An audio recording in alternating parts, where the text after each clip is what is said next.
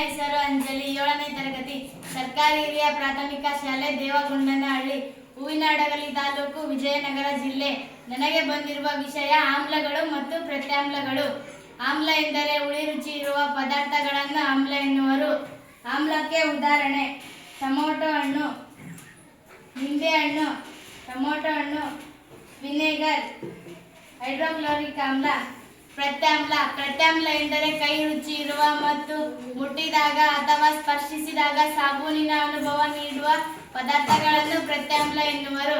ಉದಾಹರಣೆ: sodium hydroxide, ಸುಣ್ಣದ ತಿಳಿ, ಅಡುಗೆ ಸೋಡಾ, ಸಾಬೂನಿನ ಪೌಡರ್. ಸೂಚಕ ಎಂದರೆ ಯಾವ ಪದಾರ್ಥ ಆಮ್ಲ ಮತ್ತು ಯಾವ ಪದಾರ್ಥ ಪ್ರತ್ಯಾಮ್ಲ ಎಂದು ಪರೀಕ್ಷಿಸಲು ನಾವು ಕೆಲವೊಂದು ಸೂಚಕಗಳನ್ನು ಬಳಸುತ್ತೇವೆ. ಸೂಚಕಕ್ಕೆ ಉದಾಹರಣೆ: ಅರಿಶಿಣ, ಲಿಟ್ಮಸ್ ಕಾಗದಗಳು, ಫಿನಾಫ್ಥಲೀನ್, ದಾಸವಾಳದ ನೀರು. ಸೂಚಕವಾಗಿ ಅರಿಶಿಣವನ್ನು ತೆಗೆದುಕೊಂಡಿದ್ದೇನೆ.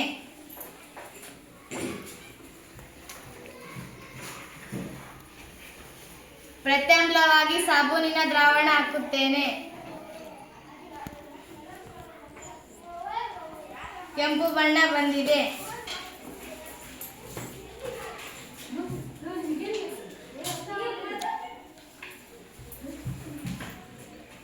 ಇದೇ ಪ್ರಮಾಣಕ್ಕೆ ಆಮ್ಲವಾಗಿ ವಿನೆಗರ್ ಹಾಕುತ್ತೇನೆ.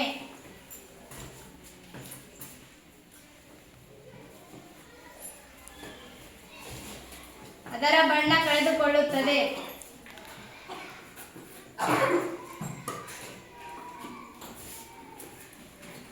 ಮತ್ತೊಂದು ಪ್ರಮಾಣದಲ್ಲಿ ಸೂಚಕವಾಗಿ ದಾಸವಾಳದ ಹೂವಿನ ನೀರನ್ನು ತೆಗೆದುಕೊಂಡಿದ್ದೇನೆ. ಇದಕ್ಕೆ ಆಮ್ಲವಾಗಿ ವಿನೆಗರ್ ಹಾಕುತ್ತೇನೆ.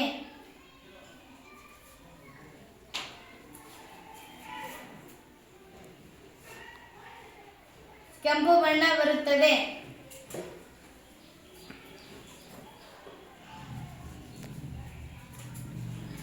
ಮತ್ತೊಂದು ಪ್ರಮಾಣಕ್ಕೆ ಪ್ರತ್ಯಾಮ್ಲವಾಗಿ ಸಾಬೂನಿನ ದ್ರಾವಣ ಹಾಕುತ್ತೇನೆ. ಇದು ಯಾವುದೇ ಬಣ್ಣ ಬರುವುದಿಲ್ಲ.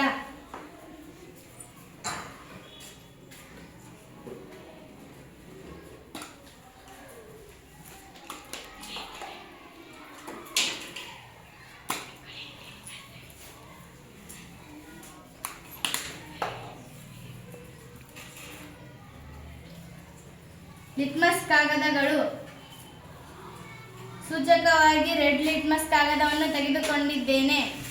ಪ್ರತ್ಯಾಮ್ಲವಾಗಿ ಸೋಡಿಯಂ ಹೈಡ್ರಾಕ್ಸೈಡ್ ದ್ರಾವಣಕ್ಕೆ ಎದ್ದುತ್ತೇನೆ. ಪ್ರತ್ಯಾಮ್ಲವು ನೀಲಿ ಲಿಟ್ಮಸ್ ಅನ್ನು ಕೆಂಪು ಲಿಟ್ಮಸ್ ಅನ್ನು ನೀಲಿಯಾಗಿ ಬದಲಾಯಿಸುತ್ತದೆ. ಸೂಚಕವಾಗಿ ನೀಲಿ ಲಿಟ್ಮಸ್ ಅನ್ನು ತೆಗೆದುಕೊಂಡಿದ್ದೇನೆ. ಆಮ್ಲವಾಗಿ ವಿನೆಗರ್ ಹಾಕುತ್ತೇನೆ. ಆಮ್ಲವು ನೀಲಿ ಲಿಟ್ಮಸ್ ಅನ್ನು ಕೆಂಪಾಗಿ ಬದಲಾಯಿಸುತ್ತದೆ. ಧನ್ಯವಾದಗಳು.